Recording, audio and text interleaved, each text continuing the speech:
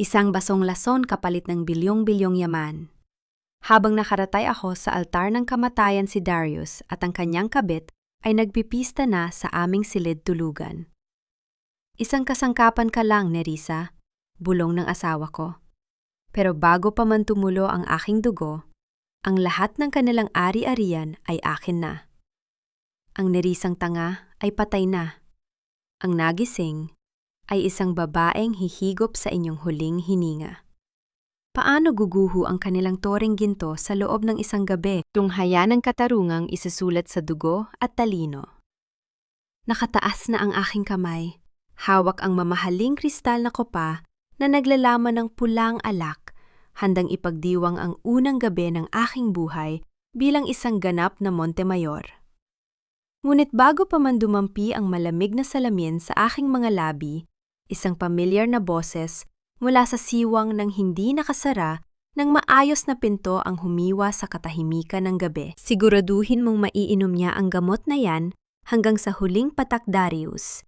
Dahil kapag nakatulog ang babaeng yan, madali na nating maipapasa ang lahat ng titulo ng mga Villanueva sa pangalan ko, bago nating siya ialay sa lawa bukas ng gabi. Ang mga salitang iyon ay nagmula sa bibig ni Doña Salvacion, ang babaeng niyakap ko kaninang umaga sa simbahan at tinawag na ina.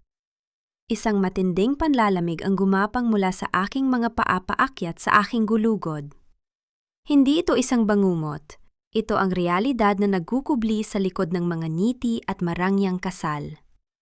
Ang unti-unting paglakang papalapit ng mga paa sa labas ng silid ay naghudyat na kailangan kong mag-isip ng mabilis. Ang pagtulak sa pinto ay nagbukas ng daan para pumasok ang aking asawa, si Darius. Ang kanyang muka ay maaliwalas. Ang kanyang mga mata ay nagkukunwaring puno ng pagsinta habang nakatingin sa akin na nakaupo sa gilid ng aming malapad na kama. Wala siyang kamalay-malay, na ang maskara ng kanyang pag-ibig ay basag na sa aking paningin. Babe, bakit hindi mo pa iniinom? Malambing ang kanyang boses. Ang boses na minsan kong pinaniwalaang magiging kanlungan ko. Lumapit siya at marahang hinaplos ang aking balikat. Inumin mo na ito. Pamparelax yan. Pareho tayong pagod sa dami ng bisita kanina. This is for our future, Nerissa. Bago pa ako makasagot ang malapad na pinto, ay tuluyang bumukas upang iluwa si Doña Salvacion. Nakasuot pa rin siya ng kanyang mamahaling bestida, may hawak na rosaryo sa isang kamay. Ang kanyang muka ay larawan ng isang mapagkalingang ina. Ngunit sa likod ng kanyang mga mata ay ang anino ng isang gahamang halimaw. Huwag mong paghintayin ng grasyahidya. Malumanay, ngunit may diin na wika ng matanda habang humahakbang palapit sa akin. Ang pag-inom niyan ay tanda ng iyong basbas sa pamilya Montemayor. Isang tradisyon ng aming angkan para masiguro ang swerte sa negosyo at sa inyong pagsasama. Ayaw mo naman sigurong magsimula kayo ni Darius ng may kamalasan, hindi ba? Drink it, my dear, para sa pamilya. Ito ang galamay ng kanilang pang-afuso. Gagamitin nila ang Diyos, ang tradisyon, at ang aking pagiging masunuring asawa upang pilitin akong lunukin ang sarili kong kamatayan. Pinalibutan nila ako sa loob ng sarili kong silid. Nakangiti. Naghihintay na inumin ko ang lason na magiging katapusan ko at magiging simula ng kanilang kayamanan. Ang bigat ng sitwasyon ay tila isang lubid na unti-unting humihigpit sa aking leeg. Sa loob ng ilang segundo ang oras ay tila huminto. Walang luha na nagbadyang tumulo mula sa aking mga mata. Walang panghinginig sa aking mga kamay. Lahat ng sakripisyo ko, lahat ng pagmamahal na ibinigay ko sa lalaking ito upang isalba ang bumabagsak nilang kumpanya ay naging alikabok na tinangay ng hangin. Kung akala nila ay nakuha nila ang isang tangang biktima, nagkakamali sila. Ang Nerissang nagmamahal ay namatay na sa sangdaling ito. At ang pumalit ay isang babaeng, walang ibang susundin, kundi ang malamig na dikta ng katuwiran. Tumingala ako at sinalubong ang mga mata ni Darius. Mumiti ako. Isang ngiting dahan-dahan mapayapa at nakakapangilabot sa sobrang tahimik. Tama ka, Mama. Sagot ko sa isang tinig na walang kahit anong bakas ng takot o galit. Ang swerte ay hindi dapat sinasayang. Itinaas ko ang kupa na parang nag-aalay na isang panata. Ang mga mata ng mag-ina ay kumislap sa kasabikan. Ngunit sa sandaling ididikit ko na ang salamin sa aking mga labi, sinadya kong paluwagin ang hawak ng aking mga daliri. Ang mamahaling kristal ay bumagsak at tumama sa marmol na sahig. Kasabay ng pagkadurog nito ay ang pagkalat ng pulang likido na tila dugong, sumimbolo sa pagtatapos ng aming huwad na sumpaan. Ang tunog ng pagkabasag ay umalingaw-ngaw sa buong silid na nagpabigla kina Darius at Salvacion. Nagsalubong ang makapal na kilay ng aking biyenan, hindi maitago ang inis na sumira sa kanyang maamong muka. Oh my God, I am so clumsy.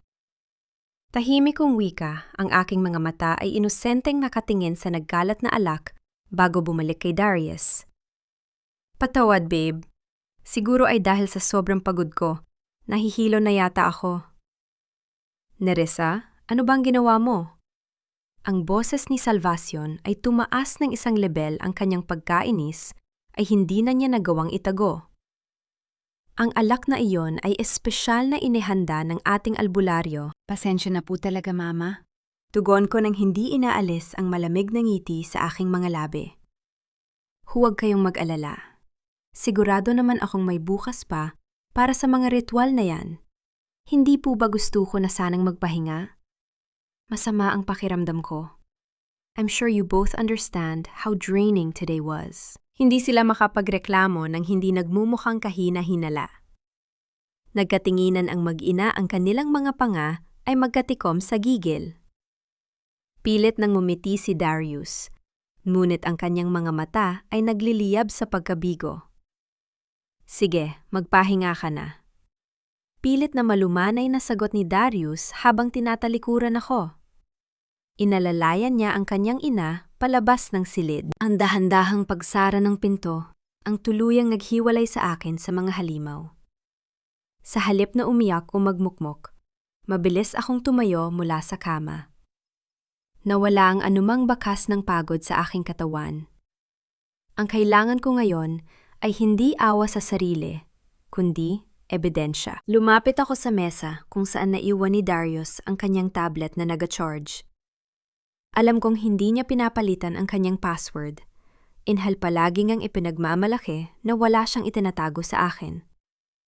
Ang pagdampi ng aking mga daliri sa screen ay nagbukas ng kanyang mga lihim.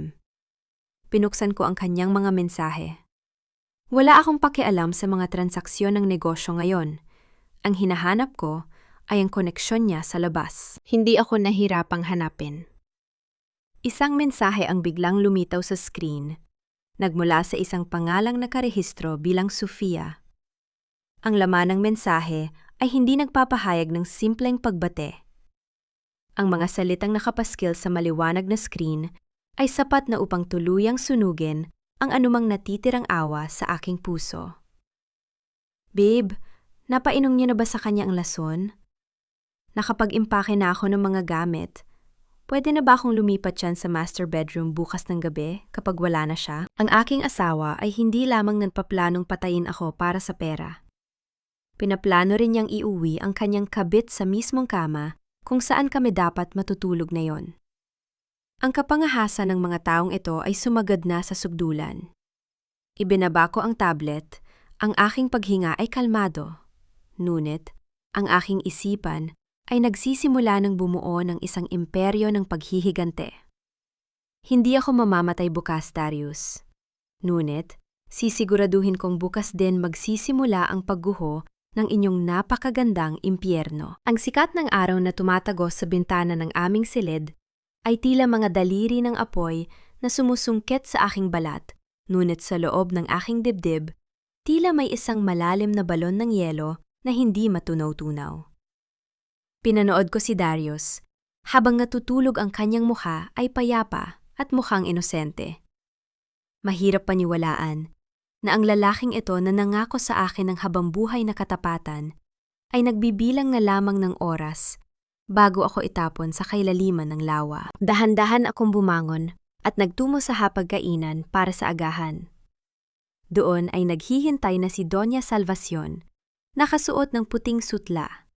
Tila isang anghel na bumaba sa lupa.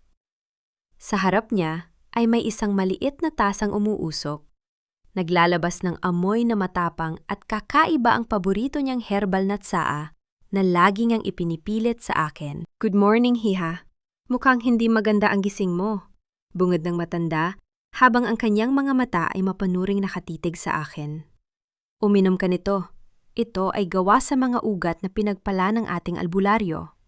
Makakatulton ito para lumabas ang iyong viun o ang iyong swerte. Kailangan yan ng ating kumpanya, lalo na't may mga hamon tayong kinakaharap. Numiti ako ang uri ng ngiti na hindi umaabot sa aking mga mata.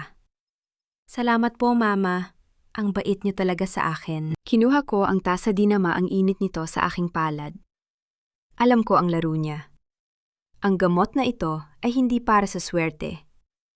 Ito ay para dahan-dahang pahinain ang aking katawan at isipan upang maging madali akong kontrolin. Habang nagpapanggap siyang nagbabasa ng dyaryo, dahan-dahan kong ibinuhos ang tsaa sa malaking paso ng halaman sa aking tabi. Ang maitim na likido ay mabilis na hinigop ng tuyong lupa tila isang lihim na tuluyang nabaon sa limot. Inumin mo hanggang sa huling patak ni Risa. Paalala niya nang hindi tumitingin sa akin. Don't waste the blessing. I won't, Mama.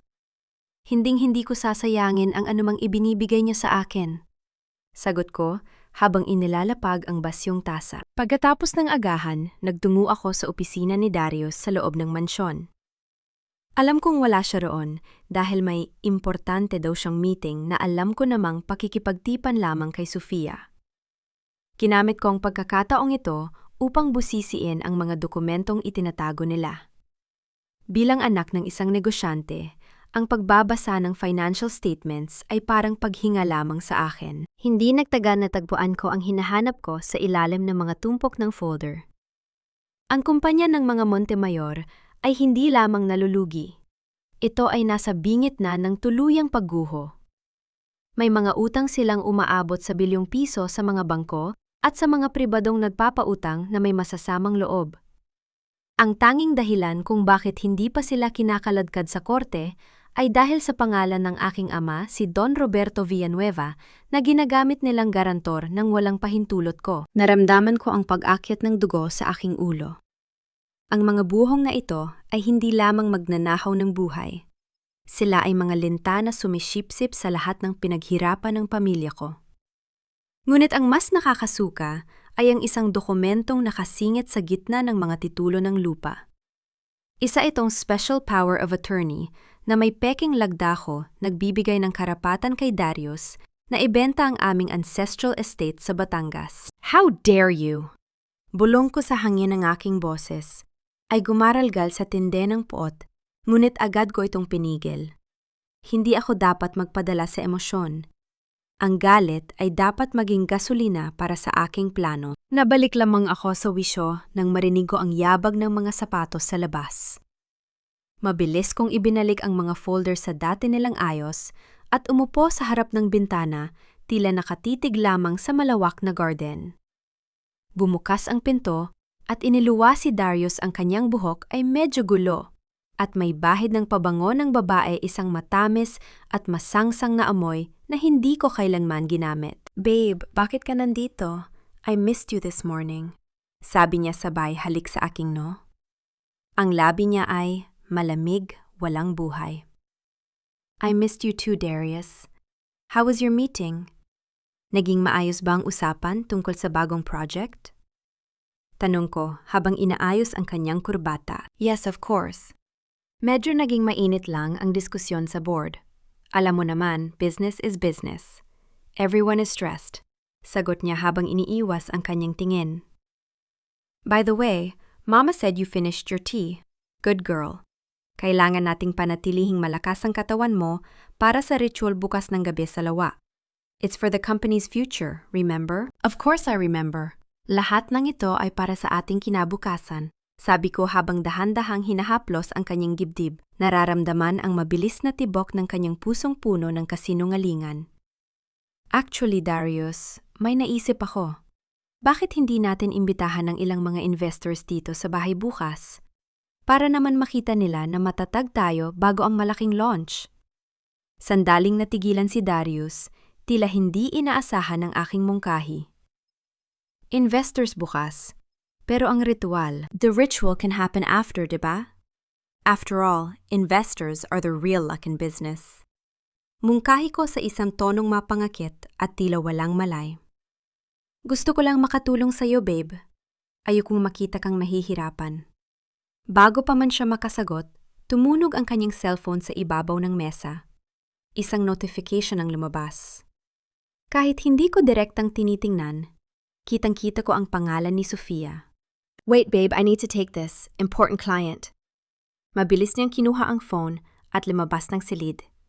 Hindi ko na kailangang hulaan kung ano ang pag-uusapan nila. Ngunit ang mas mahalagang bagay ay ang dokumentong hindi niya napansin na nahulog mula sa kanyang bulsa habang nagmamadali siyang lumabas. Nilapitan ko ito at pinulot. Isang liham mula sa isang tanyag na law firm. Ang mga salitang nakasulat doon ay tila isang hatol ng kamatayan para sa mga Montemayor. Ngunit para sa akin, ito ang susi ng aking kalayaan. Ang Montemayor Estate ay binigyan na ng Notice of Foreclosure. Sa loob ng 48 oras, kukunin na ng bangko ang lahat ng ari-arian nila, maliban na lamang kung may pumasok na malaking pondo. Doon ko naintindihan ng lahat. Kaya pala nagmamadali silang ialay ako sa lawa bukas ng gabi. Ang ritual ay hindi lamang para sa swerte. Kailangan nilang mawala ako upang makuha ang aking life insurance at ang aking mga minanang ari-arian ng mabilis bago sila tuluyang mabangkarote. Isang mapait na tawa ang kumawala sa aking mga labi habang nakatingin sa labas ng bintana kung saan nakita ko si Doña Salvacion na naguutos sa mga tauhan na ihanda ang mga kagamitan para sa sakripisyo bukas. Ang aking pamilya ang aking dangal, at ang aking buhay ay itinakda na nilang ipagpalit sa ginto. Kung ang kamatayan ko ang inaasahan nyo para mabuhay kayo, bulong ko sa aking sarili habang ang aking mga kuko ay bumaon sa aking palad. Humanda kayo. Dahil sa paglubog ng araw, bukas sisiguraduhin kong kayo ang unang malulunod sa sarili niyong kasakiman. Isang kumatok sa pinto. Ma'am Nerissa May, nagpadala po ng package para sa inyo. Mula daw po kay Attorney Leandro. Napatigil ako. Si Leandro. Ang taong hindi ko dapat pagkatiwalaan ayon sa mga Montemayor. Ngunit ang tanging taong maaring makasama ko sa laban na ito. Binuksan ko ang pinto at kinuha ang maliit na kahon. Sa loob nito ay may isang flash drive at isang maikling sulat na may lamang 7 salita na nagpabilis sa tibok ng aking puso. Ang lason ay hindi lamang nasa tasa. Huwag ka nang mahiya, Sofia. Dito ka naman ang halian. Tutal parang pamilya ka na rin naman sa paningin ni Darius, hindi ba? Ang sarili kong boses ay tila isang matalim na labaha na dumaan sa aking lalamunan. Nakatayo ako sa tuktok ng hagdan, pinagmamasdan ang babaeng nasa gitna ng aming sala. Si Sofia. Nakasuot siya ng isang simpleng puting bestida, walang kolorete sa mukha, at may hawak na panyo na tila kanina pa ginagamit sa pagpunas ng mga wad na luha. Siya ang perpektong definisyon ng isang pa-victim. Sa tabi niya si Darius ay tila isang asong nakabantay ang kanyang kamay ay nakapatong sa balikat ni Sofia sa isang paraang higit pa sa pagiging kababata. Nang marinig nila ang boses ko, sabay silang napatingala. Kitang-kita ko ang biglang pagbabago sa mukha ni Sofia mula sa pagiging malungkot tungo sa isang inosenteng gulat. Nerissa, I'm so sorry na nabula po kita. Malambing na wika ni Sofia, ang boses niya ay tila hinihipan ng hangin sa sobrang hina. Gusto ko lang sanang ibalik itong relo ni Darius. Naiwan niya kasi sa opisina nung isang araw habang tinutulungan niya ako sa mga documents ko. I didn't want you to get the wrong idea. The wrong idea. Bahagya akong tumawa habang dahan-dahang bumababa ng hagdan. Ang bawat hakbang ko ay may bigat bawat tunog ng aking sapatos sa marmol ay tila isang babala. Bakit naman ako magkakaroon ng maling akala, Sofia? Alam ko namang napakamatulungin ng asawa ko, lalo na sa mga taong nangangailangan na katulad mo. Nerissa, tama na yan? Singit ni Darius, ang kanyang tono ay puno ng depensa. Sofia is going through a hard time. Ang pamilya niya ay nagigipit, at bilang kaibigan, tungkulin ko siyang tulungan. Huwag mo namang dagdagan ang stress niya. Stress niya o stress mo, Darius? Huminto ako sa harap nila. Sinalubong ang mga mata ng aking asawa. Hindi ko alam na ang pagiging mabuting kaibigan ay nangangailangan ng pagpunta sa bahay ng may bahay sa kalagitnaan ng araw para lang magbalik ng relo. Pwede mo naman itong iwan sa opisina, hindi ba, Sofia? Yumuko si Sofia, ang kanyang mga balikat ay nagsimulang manginig. I'm sorry, Darius. Sabi ko naman sa'yo, huwag na nating ituloy ito. Baka mag-away lang kayo ni Nerissa dahil sa akin. I'll just leave. No, stay! Mabilis na pigil ni Darius sa kanya, bago tumingin sa akin ng may galit. Nerissa, ano bang problema mo? Bakit ba napakainit ng ulo mo kay Sofia? She's just being polite. Bakit kailangang bigyan ng mali siya ang lahat? You're being paranoid and toxic. Ang salitang toxic ay tumama sa akin. Ngunit sa halip na masaktan, mas lalong tumibay ang yelo sa aking puso. Ito ang classic gaslighting. Gagawin nilang mali ang aking nararamdaman para pagtakpan ang kanilang kalaswaan. Toxic? I'm just asking a simple question, Darius. Pero kung ang pagtatanong ay ituturing mong pagiging paranoid, siguro ay meron nga kayong itinatago. Wika ko sa isang kalmadong boses na mas nakakatakot kaysa sa sigaw. Eksaktong bumukas ang pinto ng komedor at lumabas si Doña Salvacion. Agad niyang nakita ang eksena. Sa halip na kampihan ako, lumapit siya kay Sofia at hinawakan ang kamay nito. Hiha, huwag kang umiyak. Alam mo naman itong si Nerissa, medyo sensitibo nitong mga nakaraang araw dahil sa pagod. Sabi ng aking biyenan, ang boses ay puno ng panggigigil sa akin. Ngunit nakangiti kay Sofia. Dito ka na kumain. Ipinagluto ko kayo ni Darius ng paborito nyo. Nerissa, tumigil ka na sa pagseselos na walang basehan. Nakakahiya sa bisita. Pinanood ko silang tatlo, ang mag-ina at ang kabit. Para silang isang pamilyang binuo sa loob ng isang kasinungalingan. Sa sandaling yon, naalala ko ang flash drive na ibinigay ni Attorney Leandro. Bago ako bumaba, napanood ko ang laman nito. Hindi lamang ito tungkol sa utang. Naglalaman din ito ng mga litrato ni Sofia na pumapasok at lumalabas sa mga bangko. Nag-withdraw ng malalaking halaga mula sa account ng kumpanya ng mga Montemayor, pera na galing sa mana ko. Hindi lamang sila magkasama sa kama. Magkasama rin silang nagnanakaw sa akin. Sige, kakain tayo, sabi ko habang naglalakad patungo sa hapagkainan. Gusto ko ring marinig ang tungkol sa hardship mo, Sofia. Baka makatulong ako.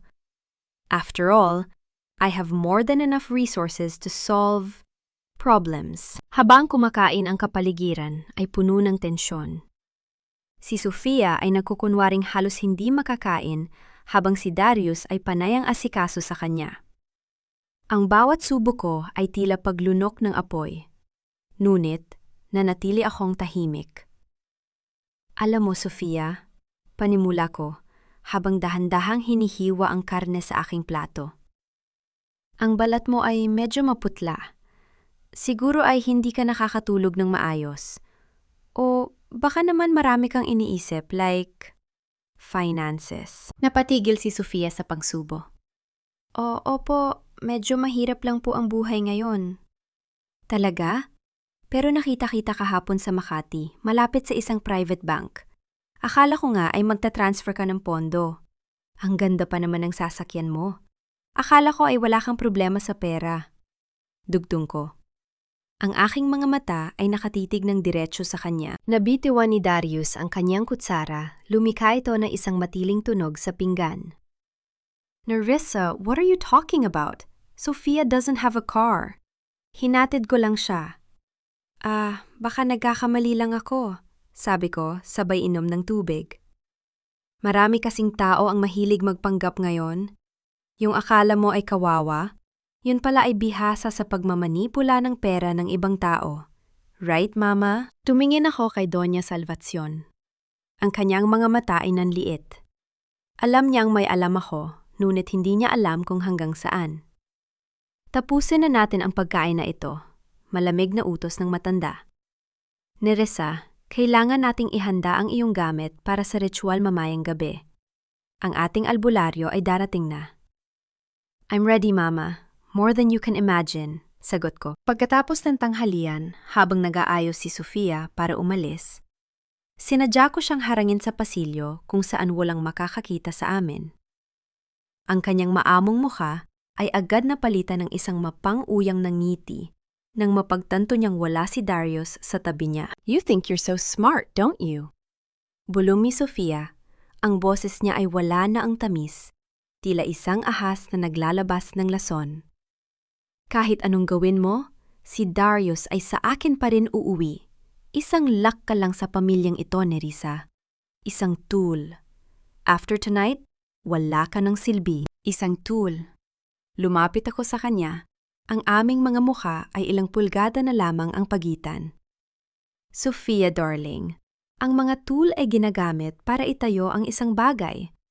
Pero nakalimutan mo yata ang mga tool din ang ginagamit para gibain ang isang pundasyon. At sa nakikita ko ang pundasyon ng pamilya nyo ay gawa lang sa buhangin. Dahan-dahan kong inilabas ang aking cellphone at ipinakita sa kanya ang isang screen capture. Wala sa flash drive ang kanyang mukha. Malinaw na malinaw, habang hawak ang isang envelope ng pera sa loob ng bangko ni Papa. Namutla si Sofia.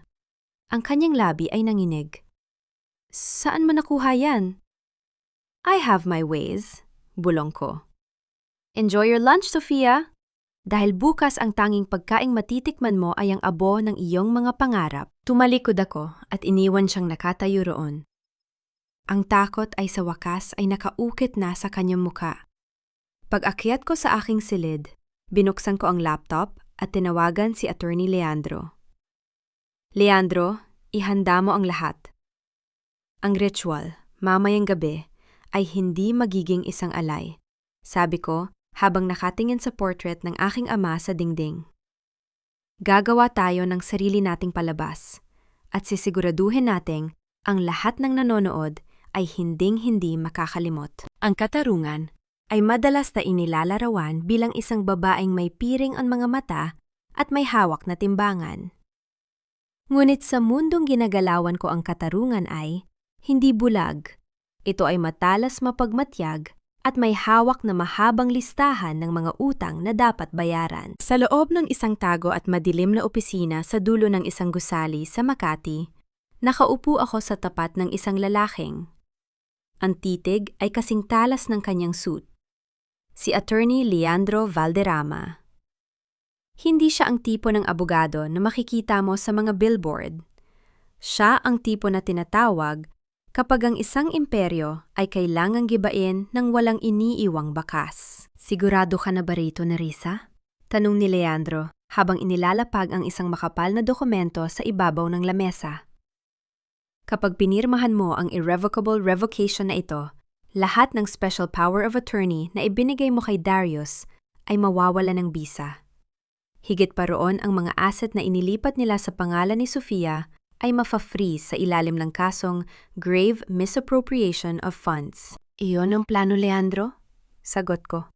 Ang aking boses ay patag at walang alinlangan.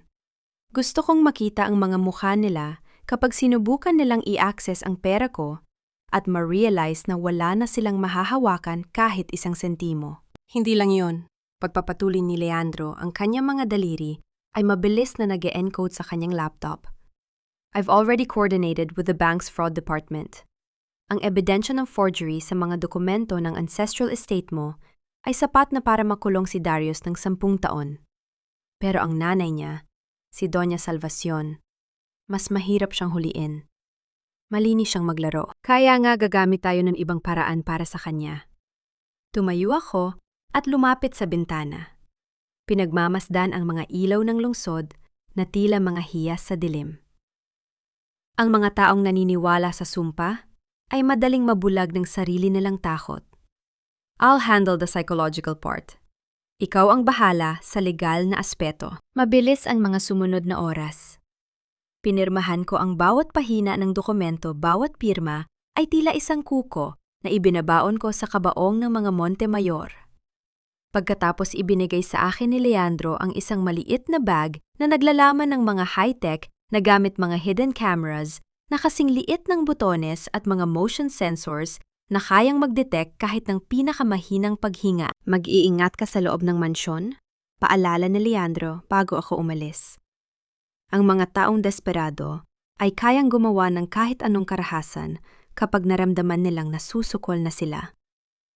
Desperado rin ako, Leandro, pero ang kaibahan namin ako ay may plano. Huling wika ko bago lumabas ng opisina. Pagbalik ko sa mansyon, ang paligid ay balot na ng katahimikan. Ang mga tauhan ay tulog na at ang tanging maririnig ay ang mahinang huni ng mga kuliglig sa labas. Gamit ang aking master key, dahan-dahan akong pumasok sa bawat sulok ng bahay na kailangang bantayan. Inilagay ko ang unang camera sa loob ng silid-aklatan, nakatago sa gitna ng mga antigong libro ni Doña Salvacion. Ang pangalawa ay sa itaas ng pintuan ng komedor. At ang pinaka-importante, ang motion sensor at voice recorder sa ilalim ng altar kung saan ginagawa ang kanilang mga ritual. Narinig ko ang mahinang tunog ng pag-lock ng bawat device isang hudyat na nagsisimula na ang aking panonood. Habang papunta ako sa aking silid, napansin kong bukas ang pinto ng kwarto ni Doña Salvacion. Isang mahinang liwanag ng kandila ang nanggagaling sa loob. Hindi ko napigilan ang aking sarili na sumilip. Nakita ko ang matanda na kaluhod sa harap ng isang itim na rebulto. Ang kanyang mga labi ay mabilis na gumagalaw sa isang orasyon na hindi ko maintindihan. Sa tabi niya si Darius ay nakatayo tila isang rebulto rin ng kasakiman. Kailangan nating matapos ang paglipat ng swerte bago maghating gabi bukas. Bulong ni Salvacion. Ang kanyang boses ay tila kalansing ng tuyong dahon. Nararamdaman ko ang pagbabago sa aura ni Nerissa. May itinatago siya. Hindi siya ang babaeng pinakasalan mo, Darius. May kung anong espiritu ang kumukontrol sa kanya. Huwag kang mag-alala, ma, sagot ni Darius. Ang kanyang boses ay puno ng puot. Pagkatapos ang ritual sa lawa, wala na tayong kailangang ipaliwanag kahit kanino. I'll make sure it looks like an accident. Isang trahedya sa gabi ng pagdiriwang.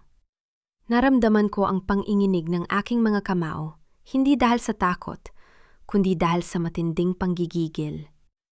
Ang sarili kong asawa, ang lalaking hinahayaan kong matulog sa tabi ko, ay kalmadong pinaplano ang aking kamatayan. Dahan-dahan akong umatras, ngunit sa kasamaang palad, ang dulo ng aking damit ay sumabit sa isang malaking vase na nasa pasilyo.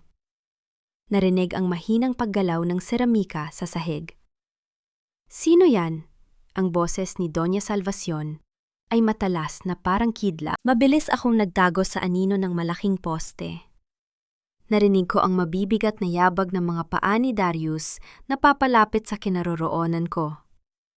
Ang tibok ng aking puso ay tila isang tambol na nagbabadyang sumabog. Isang hakbang na lang at makikita na niya ako. Darius, ano yan? Tanong muli ng matanda mula sa loob. Eksaktong may pusang tumalon mula sa bintana at tumakbo sa pasilyo, lumika ng kaluskos sa sahig. Pusa lang, ma, sagot ni Darius pagkalipas ng ilang segundo ng nakakabinging katahimikan. Masyado ka lang kabado. Narinig ko ang pagsara ng kanilang pinto. Huminga ako nang malalim ang aking pawis ay malamig na dumadaloy sa aking noo. Muntik na. Pero ang muntik na yon ay nagsilbing paalala, wala na akong puwang para sa pagkakamali. Pumasok ako sa aking silid at nilock ang pinto. Binuksan ko ang aking phone at tiningnan ang live feed mula sa mga cameras na inilagay ko. Malinaw ang bawat anggulo. Ang buong mansyon ay isa ng malaking bitag at ako ang may hawak ng gatilyo. Inilabas ko ang isang maliit na bote ng chemical na ibinigay sa akin ni Leandro. Isang compound na kapag hinaluan ng init ay naglalabas ng manipis at hindi nakakalaso na usok. Sapat na para lumika ng mga anino at halusinasyon sa mga taong may maduming konsensya. Bukas ng gabi, Mama Darius, bulong ko habang nakatingin sa monitor. Ipapakita ko sa inyo ang tunay na kapangyarihan ng swerte na hinahanap nyo. At sisiguraduhin kong hindi kayo makakalabas ng buhay sa sarili niyong kaisipan. Ang kislap ng mga kristal na chandelier sa malawak na ballroom ng Manila Hotel ay tila libu-libong bituin na nagnanais sumaksi sa isang gabi ng pagkukunwari. Ito ang taunang Gintong Puso Gala, ang pinaka-prestihiyosong charity event kung saan ang bawat ngiti ay may katumbas na presyo at ang bawat donasyon ay isang paraan upang itago ang mga bahid sa pangalan. Nakatayo ako sa gitna ng bulwagan. Suot ang isang itim na silk gown na yumayakap sa aking katawan na tila isang anino. Wala akong suot na kahit anong alahas sa aking leeg, isang matapang na kaibahan sa mga matatandang mayayaman na tila ginagawang display window ang kanilang mga dibdib. Pinagmamasdan ko sina Darius at Doña Salvacion mula sa malayo. Nakasuot sila ng kanilang pinakamagarang anyo, tila hindi sila ang mga taong nakita kong nagdarasal sa harap ng isang itim na rebulto kagabi. You look breathtaking tonight, Nerissa. Pero bakit wala kang suot na, kahit anong hiyas? Isang tinig mula sa aking likuran ang bumasag sa aking pag-iisip. Si Attorney Leandro yon, hawak ang isang baso ng champagne, ang kanyang mga mata ay naglalakbay sa aking anyo nang may paghanga na hindi niya maitago. Ang tunay na hiyas, Leandro, ay hindi kailangang isabit sa leeg para makita. Sagot ko habang tipid na numingiti. At bukod doon, ayaw kong madumihan ang aking balat ng mga bagay na hindi naman talaga sa akin. Handa na ang lahat. Bulong niya habang lumalapit sa akin. Sapat na para kami lang ang makarinig. Ang mga pulis ay nasa labas na ng hotel, naghihintay ng aking signal. Sigurado ka bang gusto mong gawin ito sa harap ng lahat? Mas masarap ang katarungan kapag may mga saksi, hindi ba? Ang aking tugon, bago ko itinuon ang aking pansin sa bukana ng ballroom. Doon ko nakita ang pagpasok ni Sofia. Ang buong bulwagan ay tila sandaling natahimik. Nakasuot siya ng isang kulay pulang gown na masyadong marangya para sa isang kaibigan lang ng pamilya. Pero hindi ang kanyang damit ang kumuha ng aking atensyon. Sa kanyang leeg ay nagniningning ang isang kwintas na gawa sa purong ginto at napapalibutan ng mga pambihirang ruby ang lagrimas de oro. Ang kwintas ng aking ina. Ang tanging alaala na iniwan niya sa akin bago siya pumanaw. Naramdaman ko ang biglang pagbilis ng tibok ng aking puso, isang matinding galit na tila nagnanais sumabog sa aking dibdib. Ibinigay yon ni Doña Salvacion kay Sofia. Ang hiyas na itinago ko sa loob ng vault ng aming mansyon ay ninakaw nila para lang pasikatin ang kanilang kabit sa harap ng mga investors. Calm down, Nerissa. Narinig ko ang mahinahong boses ni Leandro. Gawin mo ang plano. Huwag mong hayaang talunin ka ng galit. Huminga ako ng malalim. Pinakaalma ang aking sarili. Hanggang sa ang aking mukha ay maging kasing tigas na ng pader. Naglakad ako patungo sa gitna ng bulwagan kung saan kasalukuyang nagmamalaki sina Darius at Salvacion kasama si Sofia. Mama Darius! Bati ko sa kanila nang may tamis na tila lason. At ikaw rin, Sofia. Napakaganda mo ngayong gabi. Ang pula ay talagang bumabagay sa'yo. Tila sumisigaw ng atensyon. Salamat, Nerissa, sagot ni Sofia. Ang kanyang boses ay puno ng kayabangan habang hinahawakan ang kwintas sa kanyang leeg. Ipinahiram ito sa akin ni Doña Salvacion. Sabi niya, kailangan ko raw maging presentable para sa mga kaibigan niyo. Talaga napakamatulungin niyo talaga, Mama. Lumaray ang aking paningin kay Doña Salvacion na kasalukuyan nakikipag-usap sa isang kilalang bangkero. Pero parang pamilyar sa akin ang kwintas na yan. Hindi ba yan ang nawawalang heirloom ng pamilya Villanueva? Biglang nagbago ang ekspresyon sa mukha ni Salvacion ngunit mabilis din siyang nakabawi. Ano bang sinasabi mo, Nerissa? Maraming kwentas na ganyan ang disenyo. Huwag kang gumawa ng eksena rito. Hindi ako gumagawa ng eksena, Mama. Malakas kong wika sapat na para lumingon ang mga taong nasa malapit. Nag-aalala lang ako. Dahil ang kwentas na yan ay may nakaukit na pangalan ng aking ina sa likod ng lock nito. At ang kwentas na yan ay inireport ko nang nawawala sa mga awtoridad kaninang hapon lang. Namutla si Sofia. Ang kamay niya na humahawak sa kwentas ay nagsimulang manginig. Si Darius naman ay mabilis na humarang sa harap ko. Nerissa, tumigil ka na. You're embarrassing us.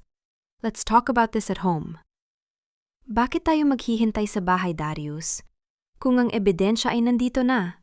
Itinuro ko si Sofia. Eksaktong bumukas ang malaking pinto ng ballroom at pumasok ang 3 lalaking nakauniporme ng pulis kasama ang security head ng hotel.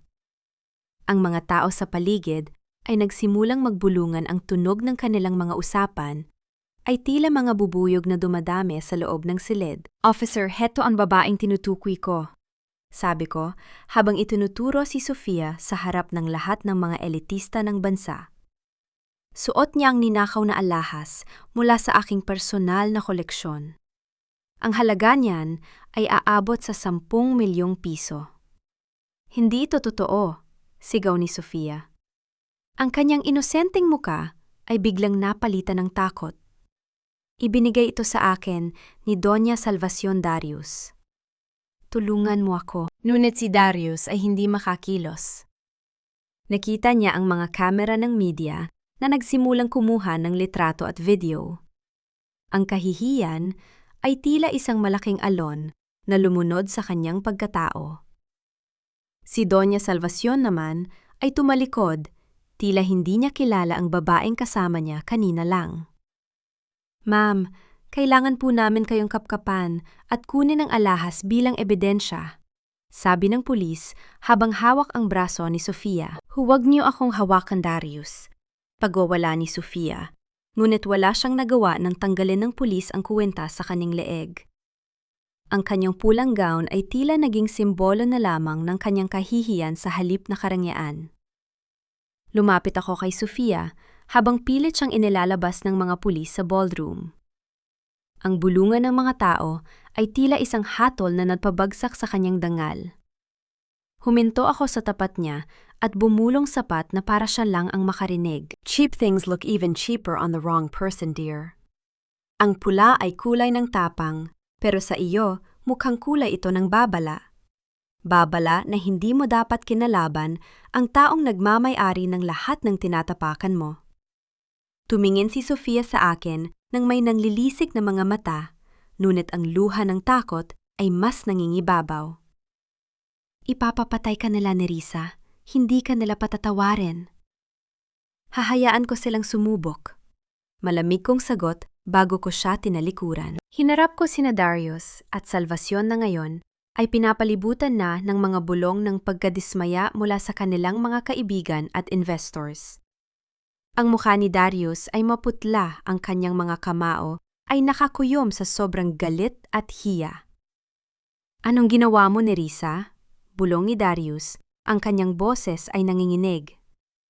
Sinira mo ang reputasyon ng pamilya natin. Reputasyon. Bahagya akong tumawa habang kinukuha ang baso ng champagne mula sa isang waiter. Darius, hindi mo pwedeng sirain ang isang bagay na matagal ng bulok sa loob. I'm just showing them the truth. Bukas lahat ng headline ay tungkol sa pagnanahaw ng kaibigan nyo. Good luck explaining that to the board members. Uminom ako ng alak, ninanamnam ang tamis ng aking unang tagumpay. Pagkatapos ay lumingon ako kay Doña Salvacion. Nakasalukuyang nakatitig sa akin ng may matinding poot. Mama, huwag kayo masyadong uminit ang ulo. Baka hindi kayo makatulog mamaya. Sabi ko habang dahan-dahang hinahaplos ang kanyang braso. Sabi niyo nga, ang swerte ay hindi dapat sinasayang.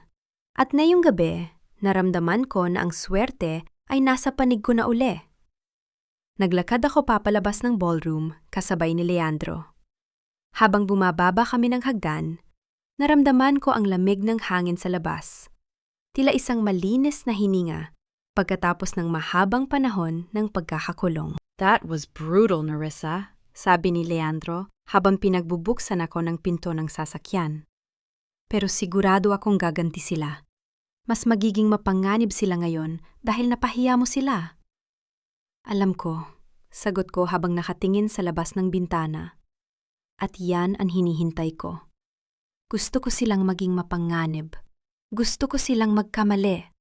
Dahil sa bawat hakbang na gagawin nila laban sa akin, mas lalo silang lalapit sa sarili nilang bitayan. Nang umandaring sasakyan, binuksan ko ang aking cellphone at tiningnan ang live feed sa loob ng mansyon.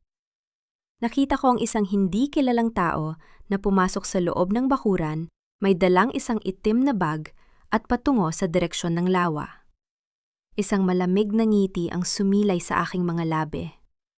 Ang laro ay kasisimula pa lang. Ang dilim sa loob ng mansyon ng mga Montemayor ay tila isang buhay na nilalang na dahan-dahang bumabalot sa bawat sulok ng gusali. Pagbalik namin mula sa gala, ang katahimikan ay hindi nagbibigay ng kapayapaan. Sa halip ito ay puno ng bigat ng mga bagay na hindi masabi. Si Darius ay tuloy-tuloy na pumasok sa kanyang silid nang hindi ako tinitingnan, habang si Doña Salvacion ay nagkulong sa kanyang altar. Marahil ay sinusubukang hugasan ng dasal ang kahihiyang tinamo namin sa harap ng publiko. Ngunit hindi sapat ang dasal para pigilan ang bagyong ako mismo ang nag-imbento. Pumasok ako sa aking silid at sinimulan ang aking trabaho. Kinuha ko ang maliit na bote ng chemical na mula kay Leandro. Nilapitan ko ang malaking salamin sa pasilyo na madalas daanan ni Mama papunta sa kanyang banyo. Gamit ang isang malinis na tela, maingat kong ipinalid ang likido sa gitna ng salamin. Sa ilalim ng normal na liwanag, wala kang makikita. Ngunit kapag tumaas ang temperatura at halumigmig ng paligid, katulad ng usok mula sa mainit na paliguan ni Mama, ang chemical na ito ay magbabago ng kulay tungo sa matingkad na pula. Pagkatapos pinihit ko ang switch ng motion sensor na inilagay ko sa loob ng kanyang silid. Ang bawat galaw niya ay magti-trigger ng isang mahinang frequency na hindi maririnig ng tao, ngunit sapat na para magdulot ng banayad na pananakit ng ulo at pagkahilo. Isang siyentipikong paraan para palitawin ang pakiramdam ng isang masamang presensya. Nabalik ako sa realidad nang marinig ko ang pagbukas ng pinto. Si Darius. Pumasok siya na tila isang lasing, kahit wala siyang iniinom. Ang kanyang kurbata ay nakalaylay, at ang kanyang mga mata ay nanlilisik sa galit. Masaya ka na ba, Nerissa? Ang boses niya ay gumaralgal sa tindi ng poot. Nasa presento si Sofia. Ang lahat ng investors ay nag-back out na dahil sa iskandalong ginawa mo. You destroyed everything I worked for. I destroyed it. Dahan-dahan akong lumingon sa kanya, ang aking muka ay walang kahit anong emosyon. Darius, si Sofia ang nagnakaw. Si Sofia ang huling nakita na may hawak ng kwintas ng ina ko. I was just a victim seeking justice. Hindi ba dapat ay kinakampihan mo ako bilang asawa mo? Justice, justice, my foot. Sigaw niya habang lumalapit sa akin. Tinuduro ako ng kanyang nangginginig na daliri. Alam ko ang ginagawa mo. You're trying to ruin us. Pero tandaan mo ito, Nerissa. Bukas ng gabi, matatapos na ang lahat ng ito. Wala nang hustisya pagkatapos ng ritual sa lawa. Talaga excited na nga ako para bukas. Sagot ko habang hinarap siya ng buong katatagan. Pero bago ang bukas, siguraduhin mo munang makakatagal ang nanay mo ngayong gabi. Mukhang hindi maganda ang aura ng bahay na ito, Darius. Nararamdaman mo ba ang hangin? Tila amoy gamot sa morgue? Kumunot ang noo ni Darius, tila sandaling natigilan at pilit na naramdaman ang hangin. Ang formaldehyde na dahan-dahan kong inilabas sa air duct ay nagsisimula ng kumalat. Isang amoy na pamilyar sa mga punerarya, isang amoy na nagpapaalala sa kamatayan. Umalis ka na rito, matutulog na ako. Pagtataboy ko sa kanya. Nang makaalis siya, binuksan ko ang monitor ng aking phone. Nakita ko si Doña Salvacion na papasok na sa kanyang banyo. Pinanood ko ang bawat galaw niya sa screen. Ang mainit na tubig mula sa shower ay nagsimulang maglabas ng usok. At doon sa gitna ng namumiong halumigmig sa salamin, ang mga bakas ng pulang kamay na inilagay ko ay dahan-dahang lumitaw. Mula sa speaker na nakatago sa ilalim ng kanyang lababo, pinindot ko ang play. Kailangan nating ialay ang babaeng yan. Ang swerte niya ay dapat maging atin. Ang sariling boses ni Salvacion na nirecord ko noong nakaraang gabi ay umalingaw-ngaw sa loob ng banyo. Ngunit dahil sa acoustics at modulation na ginawa ko, ang boses niya ay tila nagmumula sa ilalim ng lupa, tila isang bulong ng isang multong naghihigante. Narinig ko ang malakas na pagsara ng pinto ng banyo. Sumilip ako sa pasilyo at nakita ko si Doña Salvacion na kumaripas ng takbo. Palabas ang kanyang mukha ay kasing puti ng papel. Ang kanyang mga kamay ay nanginginig habang hawak ang kanyang rosaryo. Darius! Darius! Ang kanyang sigaw ay puno ng lagim. Lumabas ako ng aking silid, nakukunwaring kagigising lang. Mama, anong nangyayari? Bakit kayo sumisigaw? Ang salamin, ang boses. Turo na matanda sa kanyang silid, hindi siya makapagsalita ng maayos. May sumpa sa bahay na ito. Ang kaluluwa ni Roberto, ang tatay mo, narito siya. Mama, guni-guni niya lang yon, sabi ko sa isang napakakalmadong tono habang hinahawakan ang kanyang malamig na kamay. Baka dahil lang yan sa guilt na nararamdaman nyo. Sabi nila, kapag may masama kang balak sa isang tao, ang sarili mong boses ang uusig sa'yo sa dilim. Tiningnan ako ni Salvacion. Ang kanyang mga mata ay puno ng pagdududa at matinding takot. Sa sandaling iyon, alam kong ang kanyang katuwiran ay nagsisimula ng gumuho. Ang taong naniniwala sa mga anting-anting at ritual ay ang taong pinakamadaling talunin gamit ang sarili niyang imahinasyon. Hindi maaari. Bulong niya habang mabilis na pumasok sa loob ng kanyang silid at nilock ang pinto. Naiwan kami ni Darius sa pasilyo. Tiningnan niya ako ng may hinala, ngunit ang takot sa kanyang mga mata ay hindi rin maikakaila. Ang amoy ng formaldehyde ay mas tumindi, at ang katahimikan ng mansyon ay muling binalot ng isang nakakabinghing presensya. Matulog ka na, Darius, sabi ko bago ako tumalikod. Malaki ang kailangan mong lakas para sa ritual bukas. Siguraduhin mong hindi ka dadalawin ng mga boses sa panaginip mo. Pumasok ako sa aking silid at sinarado ang pinto. Naupo ako sa harap ng monitor at pinanood ang recording ng pagkataranta ni Salvacion. Isang mapait na kasiyahan ang dumaloy sa aking sistema. Ang bawat takot na nararamdaman nila ngayon ay kabayaran pa lamang sa bawat gabing hindi ko naipikit ang aking mga mata dahil sa takot sa kanila sa nakaraang buhay. Ngunit ang aking pansin ay nakuha ng isang notification sa aking laptop. Isang mensahe mula kay Leandro. Nerissa, may problema. Ang albularyo na kinuha nila. Nalaman ko kung sino talaga siya. Hindi siya basta-bastang manggagamot. Siya ang taong huling nakasama ng tatay mo bago ang aksidente sa Batangas 3 taon na ang nakalilipas. Naramdaman ko ang paghinto ng aking hininga. Ang lahat ng ito ay hindi lamang tungkol sa swerte o pera. May mas malalim pang lihim na nakabaon sa ilalim ng lawa. Sino siya, Leandro? Mabilis kong itinitype ang tanong. Ang sagot niya ang nagpalamig sa aking buong pagkatao. Siya ang kapatid sa labas ni Doña Salvacion. At siya ang may hawak ng tunay na testamento ni Don Roberto na magpapatunay na ang buong kumpanya ng Montemayor ay nakasanla na sa iyong pangalan simulat sa pool.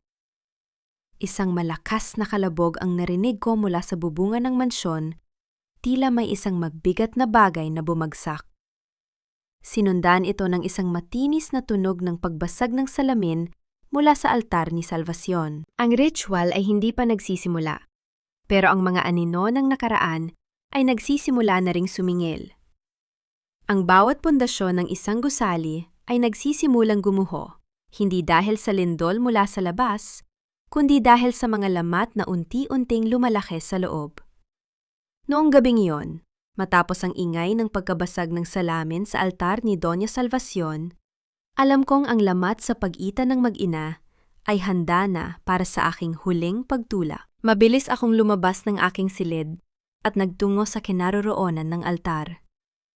Doon natagpuan ko si Doña Salvacion na nakaluhod sa gitna ng mga piraso ng basag na kristal at seramika. Ang itim na rebulto na kanyang sinasamba ay nahulog mula sa pedestal nito at nahati sa dalawa. Ang mukha ng matanda ay puno ng hilakbot. Ang kanyang mga mata ay nanlilisik habang nakatingin sa kawalan. Sumpa? Ang sumpa ay narito na. Paulit-ulit niyang bulong habang kinakalkal ang mga piraso ng basag na salamin hanggang sa masugatan ang kanyang mga daliri. Mama, tama na yan.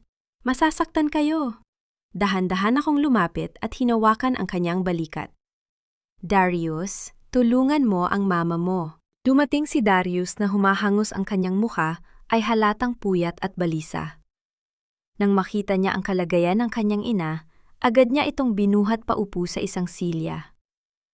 Ngunit sa halip na magpasalamat isang malakas na sampal ang isinalubong ni Salvacion sa kanyang anak.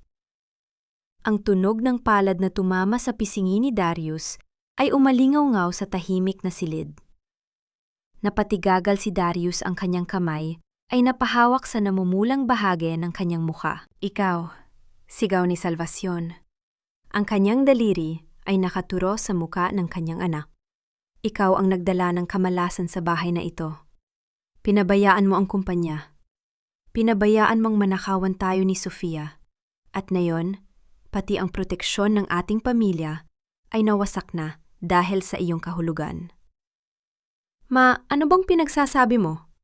Giit ni Darius, ang boses niya ay nagsisimulang mawala ng pasensya. Hindi ko kasalanan kung bakit nabasag ang rebulto mo. At anong pagnanakaw si Sofia ay, huwag mo akong lukohin, Darius. Kinuha ni Salvacion ang isang envelope na sadyang inilagay ko sa ilalim ng kanyang unan kaninang hapon. Nakita ko ang mga bank transfers. Milyon-milyong piso ang inililipat mo sa account ni Sofia mula sa aking personal na pondo.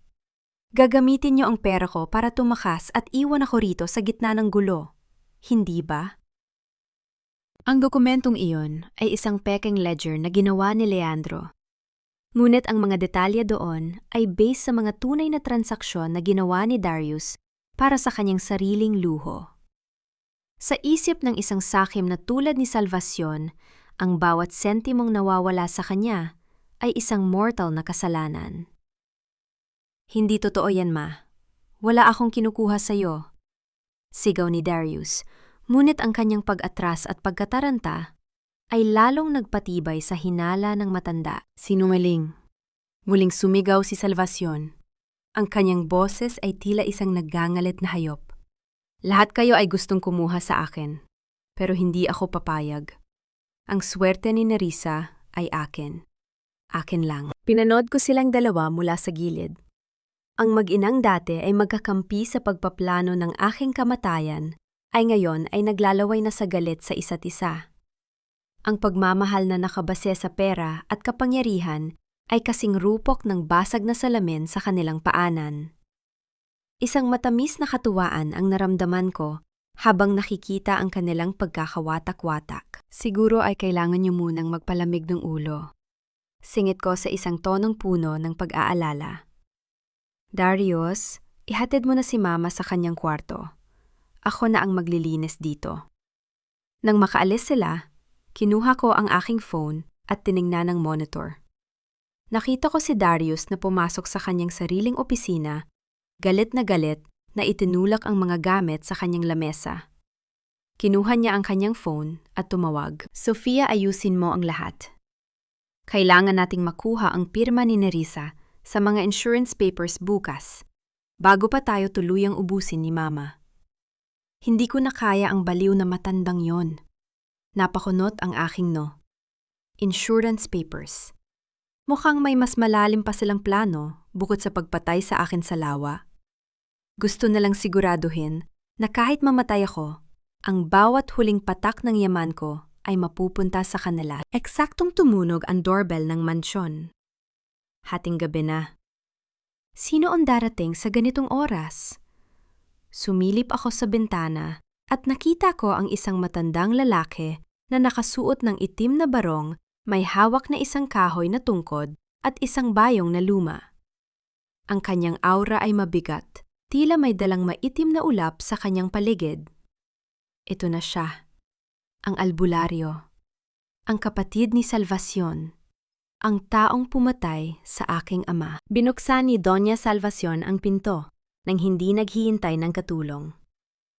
Salamat at tumating ka, hermano. Wika ng matanda ang kanyang boses ay muling naging malamig at matatag. Nararamdaman ko ang gulo sa bahay na ito, Salvacion. Ang boses ng albularyo ay malalim, tila galing sa ilalim ng lupa. Ang kaluluwa ng iyong asawa ay naggangalit. May mga mata sa dilim na nagmamasid sa atin. Tumingala ang albularyo at sa isang sandali, tila ang kanyang mga mata ay tumagos sa monitor at tumingin ng diretsyo sa akin. Naramdaman ko ang panlalamig ng aking mga kamay, ngunit hindi ako lumingon. Huwag kang mag-alala, hermano, sagot ni Salvacion. Bukas ng gabi sa ilalim ng bilog na buwan, itatama natin ang lahat. Ang alay ay nakahanda na.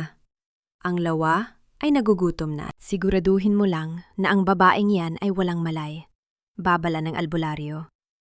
Dahil kapag nalaman niya ang katotohanan bago ang ritual ang sumpa, ay babalik sa inyo ng 10 ulit. Wala siyang alam, tiyak na sagot ni Salvacion. Naniniwala siya na mahal siya ng aking anak. Isang tupa na handang ihatid sa katatan. Isang mapait na ngiti ang sumilay sa aking mga labi habang pinapatay ko ang monitor. Tupa, nagkakamali kayo. Ang tupang inaakala nyo ay matagal nang naging lobo. At bukas ng gabi, ang lawang inaasahan nyong. Magiging libingan ko ang siyang magiging lalamunan na lalamon sa inyong lahat. Kinuha ko ang flash drive ni Leandro at isinaksak sa aking laptop. May isang file doon na hindi ko pa nabubuksan. Ang pamagat ay ang huling testamento. Nang buksan ko ito, ang mga luha na matagal ko nang pinipigilan ay dahan-dahang pumatak. Hindi dahil sa lungkot, kundi dahil sa pagmamahal ng aking ama na hanggang sa huling sandali ay sinubukang protektahan ako para sa aking nag-iisang anak ni Risa. Kung binabasa mo ito, ibig sabihin ay wala na ako. Huwag kang magtiwala sa mga Montemayor. Ang lahat ng ibinigay ko sa kanila ay may kondisyon. Sa sandaling subukan nilang saktan ka, ang lahat ng ari-arian nila, pati ang kanilang pangalan, ay otomatikong babalik sa iyo. Ipinikit ko ang aking mga mata at naramdaman ko ang init ng presensya ng aking ama sa paligid. Tay, tapusin na natin ito bukas. Bulong ko sa hangin. Ang gabi ay tila isang malapot na tinta na ibinuhos sa buong lupain ng Batangas. Ang tanging nagbibigay ng liwanag sa pasilyo, patungo sa sikretong lagusan sa ilalim ng mansyon, ay ang mga sulo na may dalang kakaiba at masangsang na amoy. Nakapikit ako, hinahayaan ang aking katawan na magmuhang malambot at walang buhay sa mga bisig ni Darius. Ramdam ko ang kanyang mabilis na paghinga, ang pagkaatat na matapos na ang gabing ito, upang makuha niya ang kalayang pilit niyang ninakaw sa akin. Buntis lang ang bigat niya. Pero bakit tilapasanin ng buong mundo ang dala ko? Bulong ni Darius, ang kanyang tinig ay puno ng inis habang inilalapag ako sa isang malamig na altar na gawa sa bato sa gitna ng isang tago at pabilog na silid.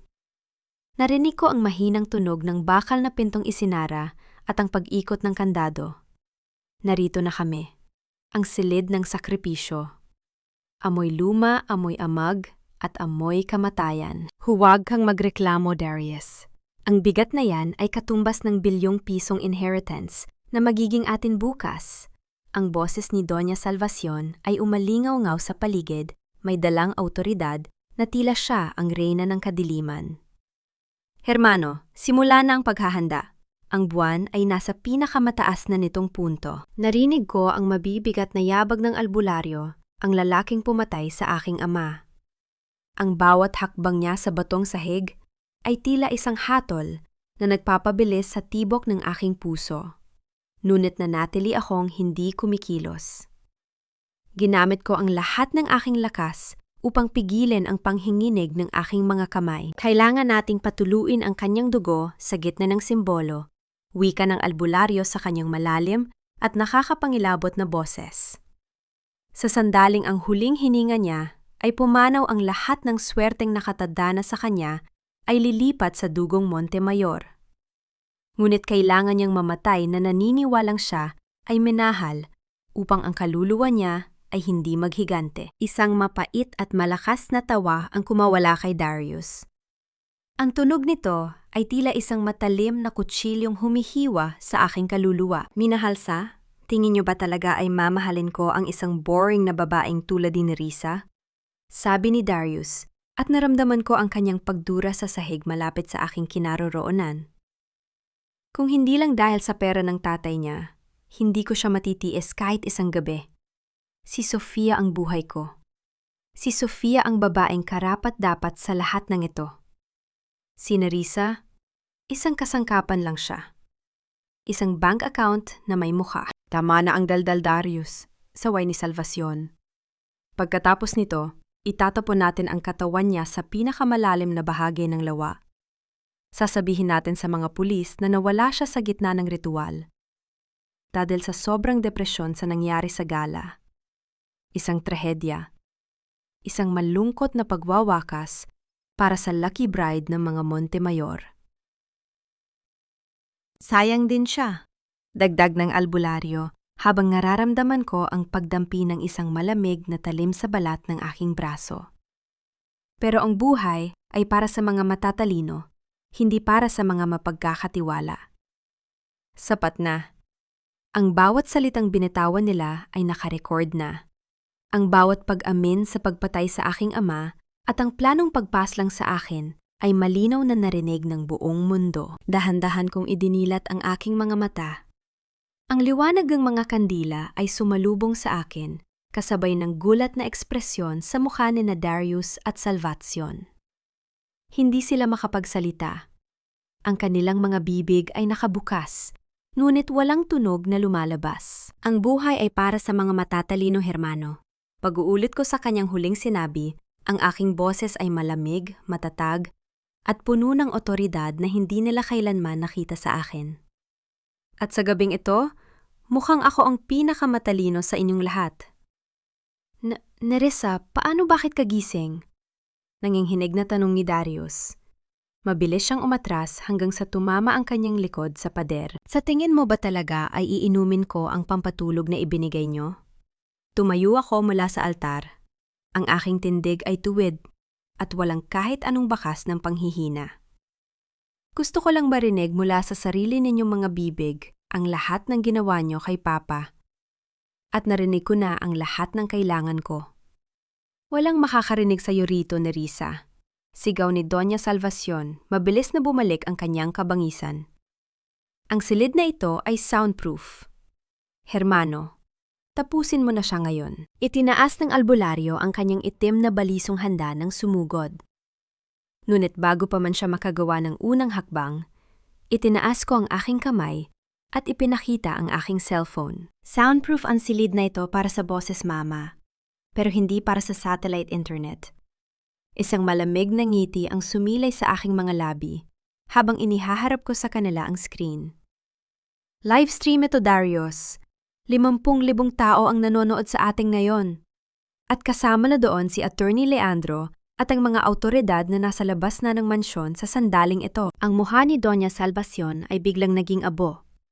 Napahawak siya sa kanyang dibdib, ang kanyang paghinga ay naging mabilis at mababaw. Si Darius naman ay napaluhod sa sahig. Ang kanyang mga mata ay puno ng kawalan ng pag-asa. Hindi ito maaari. Bulong ni Darius. At ikaw, hermano, hinarap ko ang albularyo. Ang aking galit ay tila isang bulkang taal na nagbabadyang sumabog. Akala mo ba ay hindi ko alam ang ginawa mo kay Papa? Ang preno ng sasakyan niya. Ikaw ang pumoto niyon sa utos ng kapatid mo. Pero may isang bagay kayong nakalimutan.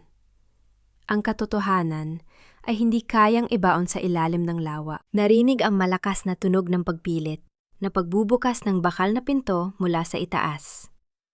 Ang tunog ng mga yabag ng sapatos ng mga pulis at ang malakas na boses ng otoridad na naguutos na sumuko ay umalingaw-ngaw sa buong silid. Tapos na ang laro nyo, sabi ko habang dahan-dahang lumalapit kay Darius. Huminto ako sa tapat niya at tiningnan siya ng may matinding pagkasuklam.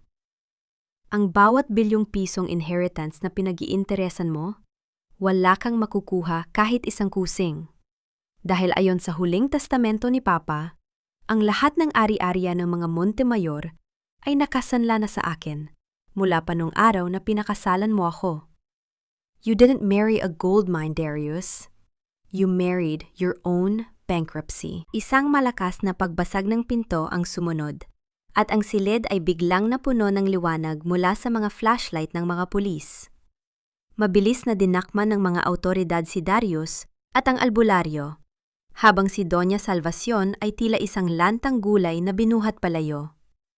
Lumapit sa akin si Attorney Leandro, ang kanyang muka ay puno ng pag-aalala, ngunit may halong paghanga. Inabutan niya ako ng isang jacket upang itago ang aking nanginginig na katawan. You did it, Nerissa. Justice is finally served, bulong ni Leandro. Hindi pa, Leandro, sagot ko, habang nakatingin sa mga nakaposas na mga Montemayor. Magsisimula pa lang ang tunay na katarungan. Gusto ko silang makitang mabulok sa loob ng rehas, habang pinapanood nila ang aking muling pagbangon. Habang inilalabas ako ng mga pulis sa madilim na silid, lumingon ako sa huling pagkakataon. Ang altar na dapat ay naging libingan ko ay naiwang walang laman. Ang tanging natira ay ang malamig na hangin at ang amoy ng nasunog na insenso. Paglabas namin sa mansyon, ang malamig na hangin ng madaling araw ay sumalubong sa akin. Huminga ako nang malalim ninanamnam ang bawat patak ng kalaya ang halos mawala sa akin. Ngunit sa gitna ng kaguluhan, napansin ko ang isang anino sa labas ng gate ng mansyon. Si Sofia.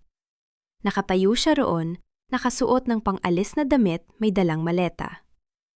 Nang magtagpo ang aming mga mata, nakita ko ang matinding takot sa kanya. Mabilis siyang tumalikod at naglakad paalis sa dilim. Hayaan mo siya, Leandro, sabi ko nang tangkayang habulin siya ng aking abogado.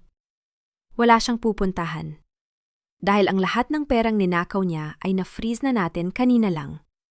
She will realize that a life built on betrayal is a life that leads to nowhere. Isang huling tingin sa mansyon ng mga Montemayor bago ako sumakay sa sasakyan. Ang toreng ginto ay tuluyan nang gumuho, at sa pagguho nito, nahanap ko ang aking tunay na sarili. Ang ingay ng mga flash ng kamera at ang sunod-sunod na tanong ng mga reporter sa labas ng gusali ng National Bureau of Investigation ay tila isang malakas na agos ng tubig na sumusubok na tangayin ang aking katahimikan. Ngunit nanatili akong matatag. Sa bawat hakbang ko palabas ng presinto, kasama si Attorney Leandro, nararamdaman ko ang bigat ng mga mata ng buong bansa na nakatitig sa akin. Hindi na ako si Nerissa Villanueva ang mahina at sunod-sunurang asawa. Nayon ako na, ang Iron Bride ng mga pahayagan, ang babaeng binuwag ang isa sa pinakamalaking pamilya sa Batangas sa loob lamang ng isang gabi. Nerissa, please, isang pahayag lang. Totoo bang pinaplano ni na Darius Montemayor na patayin ka para sa insurance? Ang sigaw ng isang reporter habang pilit na idinidikit ang mikropono sa aking mukha. Huminto ako at dahan-dahang lumingon. Inayos ko ang aking salamin sa mata at tiningnan ang kamera ng may kalamigan na sapat na upang patahimikin ang paligid. Ang katotohanan ay wala sa aking mga salita, kundi nasa mga ebidensyang hawak na ng mga otoridad. Sagot ko sa isang tono na walang kahit anong bakas ng pag-aalinlangan. Ang pamilya Montemayor ay hindi lamang nagnakaw ng pera. Nagnakaw sila ng buhay. At sisiguraduhin kong babayaran nila ang bawat sentimo at bawat segundo ng sakit na idinulot nila. Sumakay ako sa sasakyan at hinayaan ang katahimikan na bumalot sa amin ni Leandro. Anong susunod na plano natin, Nerissa? Tanong ni Leandro habang tinitingnan ang mga file sa kanyang tablet. Darius is begging for a bail, pero dahil sa bigat ng ebidensya ng murder plot, malabo itong ma-approve. Si Doña Salvacion naman ay nagkukunwaring may sakit sa puso para hindi mailipat sa regular na kulungan. Hayaan mo silang magmakaawa, Leandro. Mas gusto ko silang makitang hirap na hirap bago ko ibigay ang huling bagsak. Sabi ko habang nakatingin sa labas ng bintana. Pero bago ang lahat, kailangan nating linisin ang kalat ni Sofia. Nasaan siya? Nahanap siya ng mga tauhan ko sa isang mumurahing motel sa labas ng Manila. Sinubukan niyang gamitin ang mga credit cards na ibinigay ni Darius, pero dahil naka-freeze na ang lahat ng accounts, wala siyang nakuha. She's desperate. Desperate people do stupid things. At gusto ko siyang makita, tugon ko. Pagkalipas ng isang oras, nakarating kami sa motel. Ang amoy ng luma at maruming paligid ay malayo sa karangyaan ng mansyon na gustong-gustong angkinin ni Sofia. Natagpuan namin siya sa loob ng isang maliit na silid, nakaupo sa gilid ng kama. Ang kanyang buhok ay gulo-gulo at ang kanyang mga mata ay namamaga sa kaiiyak. Nang makita niya ako agad, siyang tumayo at sinubukan akong sugurin. Ngunit mabilis siyang napigilan ng security ni Leandro. Ikaw, kasalanan mo ang lahat ng ito. Hiyaw ni Sofia, ang kanyang boses ay puno ng pait. Minahal ako ni Darius. Kami ang dapat na magkasama. Ninakaw mo ang lahat sa akin. Minakaw. Marahan akong tumawa habang dahan-dahang lumalapit sa kanya. Sofia, hindi mo pwedeng nakawin ang isang bagay na kailanman ay hindi naging sayo. Ang mansyon, ang pera, pati ang lalaking inaakala mong mahal mo, lahat ng yon ay pag-aari ko. You were just a temporary distraction. Isang laruan na itinapon na ngayon. Hindi totoo yan, Darius. We'll find a way to get me out of this. Giit niya, ngunit ang takot sa kanyang mga mata ay nagsasabing hindi siya naniniwala sa sarili niyang mga salita. Darius is busy saving his own neck, Sofia. At sa tingin mo ba, kapag nalaman niya na ikaw ang nagbigay sa akin ng kopya ng mga bank transfers niya, kapalit ng immunity na akala mo ay ibibigay ko sa iyo? Sa tingin mo ba ay mamahalin ka pa rin niya? Nanlaki ang mga mata ni Sofia. Ang kanyang panga ay nanginig. Hindi ko ginawa yun. Nagsisinungaling ka. Talaga? Pero ang pirma mo sa mga dokumentong ito ay nagsasabing iba. Inilabas ko ang isang folder at ipinakita sa kanya ang mga peking pirma na ginawa namin ni Leandro para lalong pag-awayin ang mga kalaban. In the eyes of the Montemayors, you are a traitor. At sa mata ng batas, isa kang magnanakaw. Wala kang kakampi, Sofia. You are alone. Napaluhod si Sofia, sa sahig ang kanyang paghagulgol ay umalingaw-ngaw sa buong silid. Ito ang babaeng dating nagmamalaki sa akin sa pasilyo ng mansyon. Ngayon, isa na lamang siyang basahan na itinapon sa kalsada. May isang paraan pa para hindi ka mabulok sa kulungan? Bulong ko habang nakayuko sa tapat niya.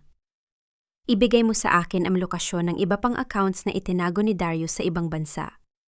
I know he has a safety deposit box somewhere. Tell me where it is, and I might consider lowering the charges against you. Tumingala si Sofia, ang kanyang mga mata ay puno ng pag-aalinlangan.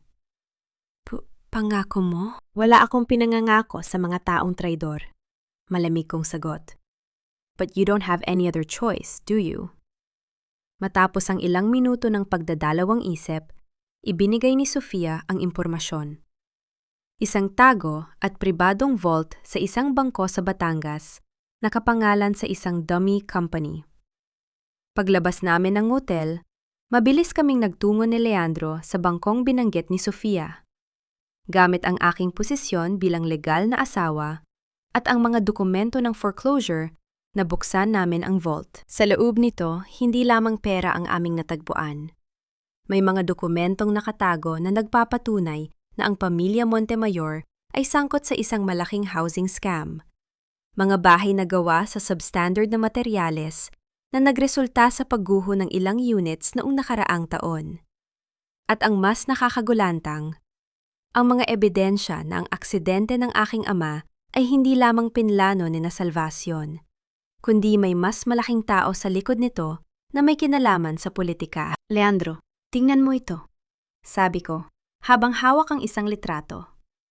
Isang litrato ni Doña Salvacion kasama ang isang kilalang senador, ang parehong tao na nag-endorso sa mga proyekto ng mga Montemayor. This is bigger than we thought, Nerissa.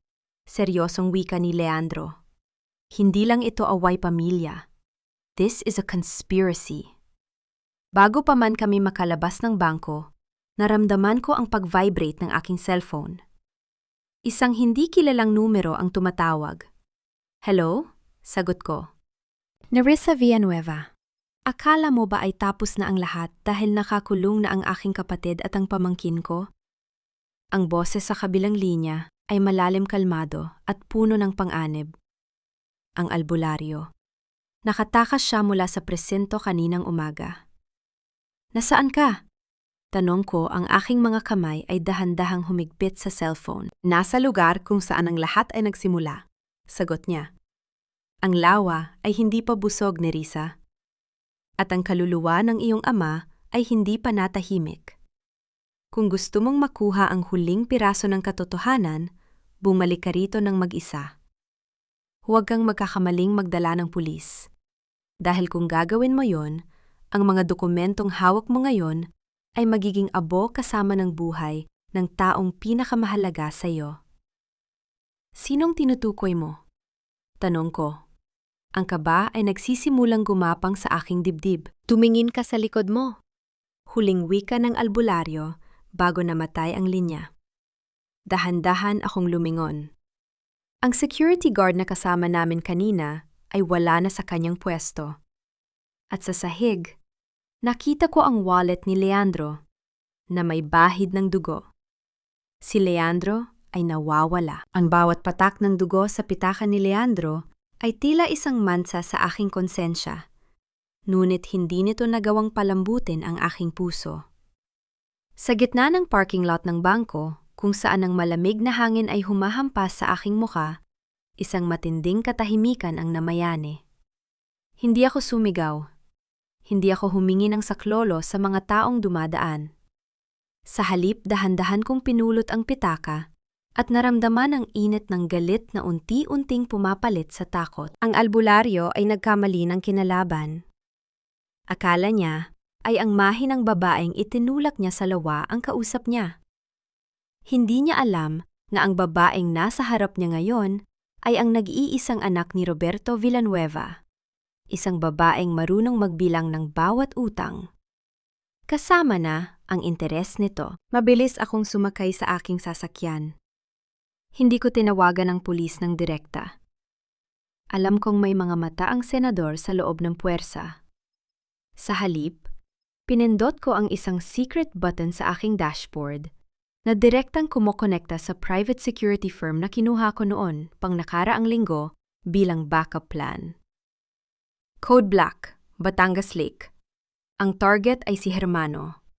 Kunin niyo siya ng buhay, pero huwag kayong makikialam hanggat hindi ko ibinibigay ang signal. Ang utos ko ay maikli at malamig. Habang nagmamaneho ako patungo sa Batangas, ang bawat tanawin sa labas ng bintana ay tila mga anino ng aking nakaraan. Ang kalsadang ito ang huling tinahak ni Papa. Ang lawang iyon ang naging pansamantala kong libingan. Ngunit sa pagkakataong ito, hindi ako ang biktima. Ako ang hukom. Nakarating ako sa pampang ng lawa sa kalagitnaan ng gabi. Ang hamog ay makapal tila isang kumot na nagpatago sa mga lihim ng gabi. Sa dulo ng lumang pier, nakita ko ang isang maliit na bangka na may sulo. At doon sa gitna ng kadiliman, nakita ko ang anino ng albularyo. Sa tabi niya nakagapos at may busal sa bibig ay si Leandro. Ang kanyang puting polo ay puno na ng dumi at bahid ng dugo. Ngunit ang kanyang mga mata ay nananatiling matapang nang magtagpo ang aming mga paningin. Dumating ka rin, Nerissa? Ang boses ng albularyo ay tila kalansing ng mga tuyong buto. Akala ko ay mas mahalaga sa iyo ang mga dokumentong yon kaysa sa buhay ng iyong aso. Naglakad ako ng dahan-dahan sa pier. Ang tunog ng aking mga sapatos sa kahoy ay tila isang metronome na bumibilang sa huling sandali ng usapan. Huminto ako sa tapat nila, hawak ang envelope ng mga ebidensya. Pakawalan mo si Leandro Hermano. Wika ko. Ang aking boses ay walang kahit anong panginginig. Ang mga dokumentong ito ay wala nang silbi sa akin kung wala ang abogadong maglalabas nito sa korte. You want the truth? It's all here. The scam, the senator's involvement, and your sister's signature. Tumawa ang albularyo, isang tunog na puno ng pagkasuklam. Ang katotohanan ay isang lason ni Risa, at ang lason ay dapat na ibaon sa ilalim ng tubig na ito.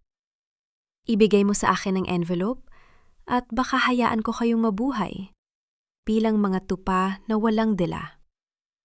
Ibigay mo muna siya sa akin, giit ko. Dahan-dahang kinuha ng albularyo ang isang kutsilyo at ipinatong sa leeg ni Leandro. Huwag mo akong utusan, bata.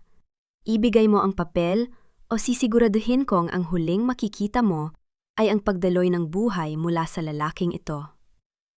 Itinaas ko ang envelope, ngunit bago ko ito iabot, mabilis kong kinuha ang aking lighter at sinindihan ang gilid ng papel. Ang apoy ay mabilis na kumain sa gilid ng dokumento. Anong ginagawa mo? Sigaw ng albularyo ang kanyang muka ay nabalot ng pagkagulat at galit. Ang mga dokumentong ito ay kopya lang, Hermano. Sabi ko habang pinapanood ang apoy na lumalamon sa papel. Ang tunay na mga orihinal ay nasa isang secure server na nakatagdang mag-broadcast sa lahat ng media outlets sa loob ng 10 minuto kung hindi ko mai-input ang safe code. At ang tanging paraan para makuha ko ang code ay kung nasa tabi ko na si Leandro. Napatigil ang albularyo. Ang kanyang kasakiman ay nakikipagbuno sa kanyang takot. Ito ang kahinaan ng mga taong tulad niya. Lagi silang takot sa mga bagay na hindi nila kontrolado. Pakawalan mo siya, na yun na. Utos ko uli. Dahil sa takot na mawalan ng alas laban sa senador, itinulak ng albularyo si Leandro patungo sa akin. Mabilis kong sinalo si Leandro. Tinanggal ko ang busal sa kanyang bibig at ang mga tali sa kanyang kamay. Nerissa, bakit ka bumalik? It's a trap! Bulong ni Leandro, ang kanyang boses ay mahina dahil sa sugat sa kanyang tagiliran. Hush, Leandro. Kasama na kita. Sabi ko habang inaalalayan siyang tumayo. Ngayon ang code. Ibigay mo ang code. Sigaw ng albularyo habang lumalapit sa amin ang kanyang tungkod ay itinutok sa akin. Tumayo ako ng tuwid. Inilagay ko si Leandro sa likuran ko. Tumingin ako sa albularyo nang may matinding awa ang uri ng awang nararamdaman mo para sa isang hayop na malapit ng mamatay. Ang code, tanong ko. Ang code ay katarungan para kay Roberto. Pero may masama akong balita sa iyo, Hermano. Ang server na sinasabi ko, it doesn't exist. Pero ang livestream na ginamit ko kagabi, hindi ko yon pinatay. Iniharap ko ang aking cellphone sa kanya. Ang maliit na ilaw ng camera ay nagniningning sa dilim. Lahat ng nangyayari sa pier, ang pag-amin niya. Ang pagkidnap niya kay Leandro ay nakapanood na muli ng libu-libong tao. You devil, sigaw ng albularyo. Sugod niya sa akin dala ang kanyang kutsilyo, ngunit bago pa man siya makalapit ang paligid, ay biglang napuno ng liwanag mula sa malalakas na spotlight ng mga speedboat na mabilis na lumalapit sa pier. Ang tunog ng mga makina ay bumasag sa katahimikan ng lawa. Mula sa dilim, lumitaw ang aking private security team, mga lalaking armado at bihasa sa ganitong sitwasyon. Ang albularyo ay natigilan. Napalibutan siya. Wala siyang matatakbuhan. Kundi ang malamig na tubig ng lawa. Ang lawa ay nagugutom, hindi ba? Sabi ko habang pinapanood siyang unti-unting umatras sa dulo ng pier. Sige na, Hermano, tumalon ka na. Baka sakaling tanggapin ka ng tubig na ginamit mo sa pagpatay sa iba. Sa tindi ng takot at desperasyon, tinangka ng albularyo na tumalon sa tubig upang makatakas. Ngunit bago pa man siya makarating sa hangganan, isang mabilis na paghila mula sa isa sa aking mga tauhan ang nagpabagsak sa kanya sa matigas na kahoy. Mabilis siyang nadisarmahan at napusasan. Hinarap ko si Leandro na ngayon ay inaalalayan na ng medical team na kasama ng security ko. Hinawakan niya ang aking kamay, ang kanyang mga daliri ay mahigpit na nakakapit sa akin. Salamat Nerissa, bulong niya. Wala yun, Leandro. Utang ko sa iyo ang buhay ko noon. Utang mo sa akin ang buhay mo ngayon. Tabla na tayo. Sabi ko nang may bahagyang ngiti. Ngunit habang inililipat si Leandro sa speedboat, isang huling dokumento ang nahulog mula sa bulsa ng albularyo habang kinakaladkad siya palayo. Pinulot ko ito. Isang lumang litrato. Sa litratong iyon, nakita ko si Papa, si Doña Salvacion at ang senador. Ngunit sa likod nila, may isang babaeng nakatalikod na may kakaibang peklat sa kanyang balikat. Isang peklat na pamilyar sa akin. Ang peklat ni Sofia. Ang kaba sa aking dibdib ay muling bumalik. Kung si Sofia ay bahagi ng litratong ito na kinuha 20 taon nang nakalilipas, ibig sabihin, hindi siya ang kabit ni Darius. Si Sofia ay ang nawawalang anak ni Doña Salvacion. At ang lahat ng ito, ang kasal. Ang pagnanakaw ang pagpatay ay hindi lamang plano ng mga Montemayor. Ito ay isang paghihiganti na mas matanda pa sa aking kasal. Nerissa, tara na! Tawag ni Leandro mula sa bangka. Tumingin ako sa lawa sa huling pagkakataon. Ang hamog ay unti-unti nang napapawi. Ngunit ang katotohanang natuklasan ko ay mas madilim pa sa kahit anong gabi. Ang tunay na kalaban ay hindi pa pala nakakulong. Leandro, may kailangan tayong puntahan, sabi ko habang sumasakay sa bangka. Hindi pa tapos ang laban na ito. At sisiguraduhin kong sa pagkakataong ito, walang makakatakas. Nakatayo ako sa harap ng salaming pintuan ng Montemayor Residences Headquarters. Pinagmamasdan ang sarili kong refleksyon. Hindi na ang babaeng may lungkot sa mga mata ang nakikita ko, kundi isang reynang handa nang bawiin ang kanyang kaharian.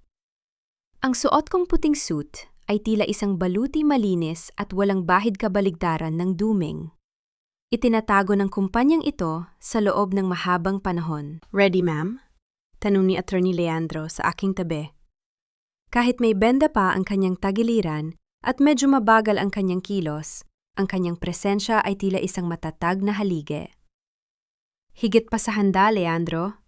Sagot ko, habang dahan-dahang itinutulak ang pinto. Ang mahinang tunog ng pagbukas ng glass doors ay nagsilbing hudyat ng aking pagdating. Ang ingay ng mga empleyadong nagkakagulo sa loob ay biglang naparam.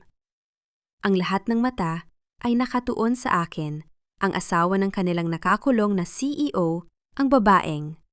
Ayon sa mga balita, ay siyang nagpabagsak sa pamilya Montemayor. Dumiretso ako sa boardroom, kung saan naghihintay ang mga board members. Pagpasok ko ang hangin ay puno ng kaba at tensyon. Ang mga lalaking dati ay tinitingnan ako bilang isang palamuti lamang sa tabi ni Darius. Ay ngayon ay hindi makatingin ng diretso sa aking mga mata. Mrs. Montemayor, hindi namin inaasahan ang pagdating nyo. Wika ng isa sa mga matatandang board member, ang kanyang boses ay nanginginig. Ang kumpanya ay nasa gitna ng krisis. Ang mga stocks ay bumagsak na at ang mga utang... I know exactly where the company stands, Mr. Aranas. Putol ko sa kanya, habang nauupo sa dulo ng mahabang lamesa sa upuang dating inookupa ni Darius. At narito ako hindi bilang asawa ni Darius. Narito ako bilang inyong primary creditor. Inilapag ni Leandro ang isang makapal na folder sa ibabaw ng lamesa.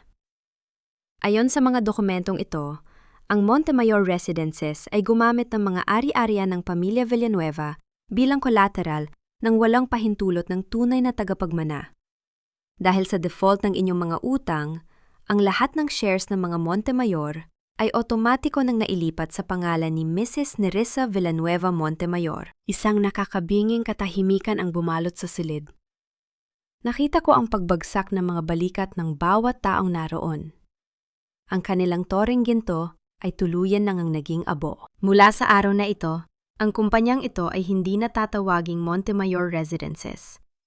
Pahayag ko, ang aking boses ay umalingaw-ngaw ng may otoridad. Ito ay magiging Villanueva Holdings muli. At ang unang hakbang na gagawin ko ay ang pagpapatigil sa lahat ng substandard projects na sinimula ni Darius. Babayaran natin ang bawat biktima ng inyong mga palpak na pabahay. We will clean this name or we will bury it properly. Matapos ang pulong, lumabas ako sa opisina ni Darius. Pinanood ko ang mga tauhan na dahan-dahang tinatanggal ang malalaking titik ng pangalang Montemayor mula sa pader ng lobby. Ang tunog ng pagtanggal ng bawat letra ay tila musika sa aking pandinig. Nang hapon ding yon, nagtungo ako sa mansyon, ang lugar na naging kulungan ko sa loob ng 3 taon. Sa labas ng gate, nakita ko ang mga truck na nagkakarga ng mga huling gamit ni Salvacion at Darius na hindi naman talaga kanila. Nerissa, kailangan ba talagang gawin ito? Isang boses mula sa likuran ko ang muling nagpataas ng aking depensa, si Sofia. Ngunit hindi na siya ang distressed na babaeng nakita ko sa motel. Nakasuot siya ng itim, ang kanyang muka ay matigas at ang kanyang mga mata ay nanlilisik sa pot. Ngayon ko lang napansin nang malapitan ang peklat sa kanyang balikat, isang marka na tila isang sumpa ng nakaraan. Sofia, o dapat pa kitang tawaging Maria Sofia Montemayor. Tanong ko habang dahan-dahang lumalapit sa kanya. Napatigil siya. Ang kanyang panga ay naglock sa tindi ng gulat. Paano mo nalaman? Ang katotohanan ay may sariling paraan para lumabas, Sofia. Kahit gaano mo pa ito i-bound sa ilalim ng lawa, sabi ko, habang ipinapakita ang lumang litratong nakuha ko mula sa albularyo. Ikaw ang anak ni Salvacion, sa lalaking pumatay sa asawa niya. Ang dirty secret na itinago niya para mapanatili ang dangal ng mga Montemayor. At kaya mo ginawa ang lahat ng ito, hindi dahil sa mahal mo si Darius, kundi dahil gusto mong makuha ang lahat ng para sa'yo. Tumawa si Sofia, isang tawang puno ng pait at lagim. Oo, Nerissa, anak niya ako. Ang anak na itinapon niya sa probinsya para lang hindi masira ang imahe niya. Ginamit ko si Darius para makalapit sa kanya. Ginamit ko ang kasakiman nila para makuha ang yaman niyo. Pero nagkamali ako sa isang bagay. Akala ko ay tupa ka lang na madaling katayin. Nagkamali ka, dahil ang yaman na hinahangad mo ay binuo ng pawis at dugo ng ama ko. Sagot ko, ang aking boses ay mas lalong naging malamig. At ngayong, alam ko na, ang tunay mong pagkakakilanlan, sisiguraduhin kong hindi ka lang sa motel magtatago. You orchestrated the theft of my mother's heirloom. You manipulated the company funds. And most of all, you were there when Hermano cut my father's brakes. Wala kang ebidensya. Sigaw ni Sofia, ang kanyang inosenteng maskara ay tuluyan ng natunaw. Ang ebidensya ay ang mismong Hermano na nakakulong na ngayon, paalala ko sa kanya. He's talking, Sofia. He's telling the police everything kapalit ng kanyang buhay. At ang unang pangalang binanggit niya ay sa'yo. Mabilis na tumalikod si Sofia at sinubukang tumakbo patungo sa kanyang sasakyan. Ngunit hinarang siya ng 2 lalaking security ni Leandro. Wala na siyang matatakbuhan. Ang kanyang plano ng paghihigante ay naging sarili niyang bitag. Dalhin niyo siya sa presinto. Utos ko nang hindi man lang kumukurap. Nang mawala na ang sasakyan ni Sofia sa aking paningin, pumasok ako sa loob ng mansyon. Tahimik na ang lahat. Ang amoy ng formaldehyde ay wala na pinalitan ng amoy ng malinis na hangin. Naupo ako sa veranda, pinagmamasdan ng paglubog ng araw sa abot tanaw. Lumapit si Leandro at tumabi sa akin. Everything is finally falling into place, Nerissa. Sabi niya, ang kanyang boses ay puno ng kapayapaan. The Villanueva name is restored. Ang mga Montemayor ay nasa kulungan na. At si Sofia, she's finally being held accountable. Salamat, Leandro. Hindi ko ito magagawa nang wala ka. Tiningnan ko siya ng may katapatan. Ano nang gagawin natin sa mansyong ito? Gaya ng plano mo, sagot niya. The Roberto Villanueva Foundation for Abused Women. Gagawin nating simbolo ng pag-asa ang lugar na ito na dati ay naging simbolo ng panggigipit. Huminga ako ng malalim. Sa kauna-unahang pagkakataon sa loob ng mahabang panahon, naramdaman ko ang tunay na kalayaan. Ang fukvan o swerteng sinasabi nila ay wala sa mga ritual o sa dugo. Ito ay nasa lakas ng loob na harapin ang katotohanan at ang tatag na bumangon muli mula sa pagkawasak. Ngunit bago kami tuluyang umalis sa mansyon, para sa gabi, isang huling sulat ang iniabot sa akin ng tauhan ni Leandro. Mula ito sa warden ng kulungan, kung nasaan si Doña Salvacion. Ma'am, tumatawag po si Doña Salvacion. Sinasabi niyang may huling siyang sasabihin sa inyo na hindi niyo pa alam tungkol sa tatay niyo. Isang bagay na hindi nalaman ng pulis o ni Hermano. Naramdaman ko ang muling paglamig ng aking mga kamay. Ang misteryo ay tila ayaw pa akong tantanan. Leandro, ihanda mo ang sasakyan, sabi ko habang itinatago ang sulat. Pupunta tayo sa presento bukas ng umaga. Gusto kong marinig ang huling kasinungalingan o katotohanan na sasabihin ng matandang yon. Ang bawat hakbang ko sa malamig at sementadong pasilyo ng piitan ay tila isang huling martsa patungo sa katarungan. Ang amoy ng disinfectant at kalawang ay humahalo sa hangin, isang matalim na paalala na ang mga taong dating nanirahan sa palasyo ay narito na ngayon sa kinalalagyan ng mga anino. Nakatayo ako sa harap ng rehas ni Doña Salvacion. Ang dati makapangyarihang reyna ng mga Montemayor ay nakaupo sa isang manipis na higaan, suot ang kulay kahel na uniforme na nagpapakita ng kanyang pagbagsak. Ang kanyang buhok ay gulo-gulo, at ang kanyang mga mata ay wala ng kislap ng ginto-puno na lamang ito ng pait. Dumating ka rin, ang kanyang boses ay tila kalansing ng mga tuyong dahon sa semento. Akala ko ay masyado ka ng abala sa pagpapakasasa sa yaman na dapat ay sa amin. Hindi ito sa inyo, Mama. At alam niyo yan? Malamig kong sagot, habang nananatiling nakatayo ng tuwid. Ano ang huling kasinungalingang sasabihin niyo sa akin? Tumingala siya, isang mapait na ngiti ang sumilay sa kanyang tuyot na mga labi. Ang tatay mo, si Roberto. Akala mo ba ay biktima siya? Akala mo ba ay wala siyang alam sa ritual ng aming pamilya?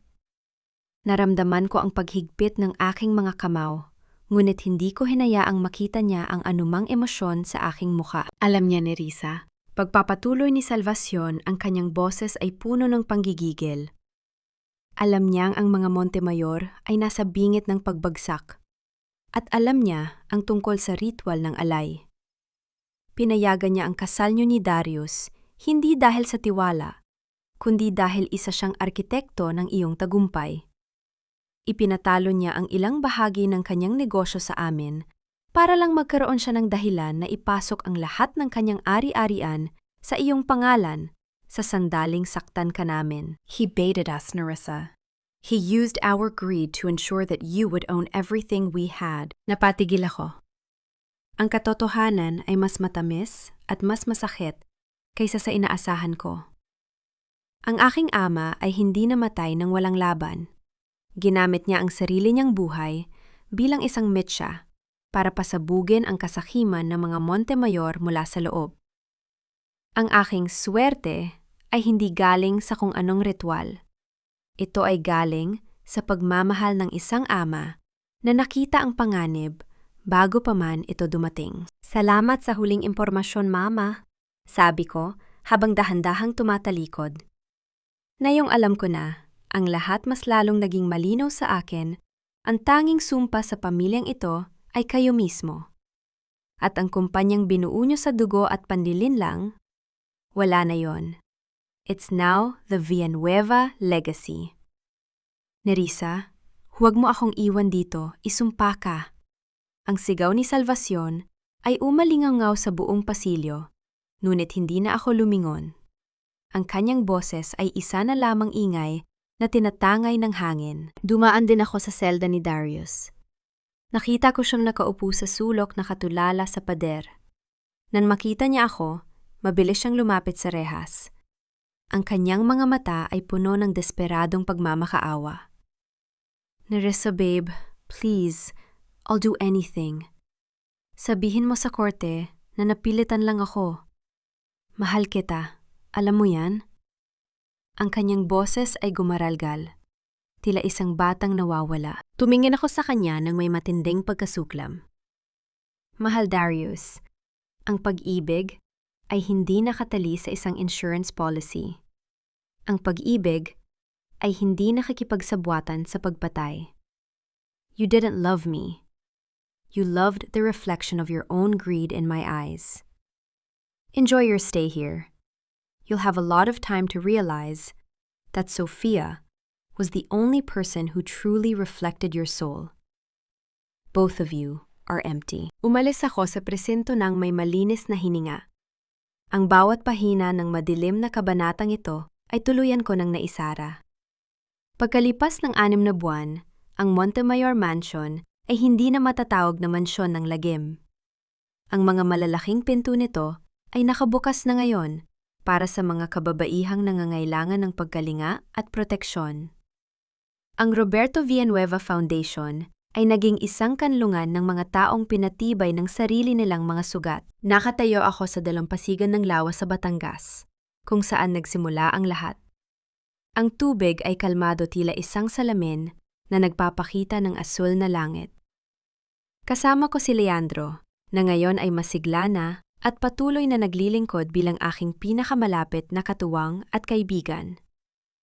Everything is at peace now, Nerissa, sabi ni Leandro habang nakatingin sa abot-tanaw.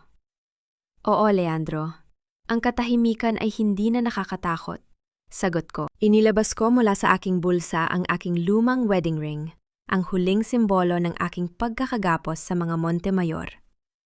Tiningnan ko ito sa huling pagkakataon. Ang kislap nito ay tila isang huwad na pangako. Dahan-dahan kong inihagis ang singsing sa gitna ng lawa.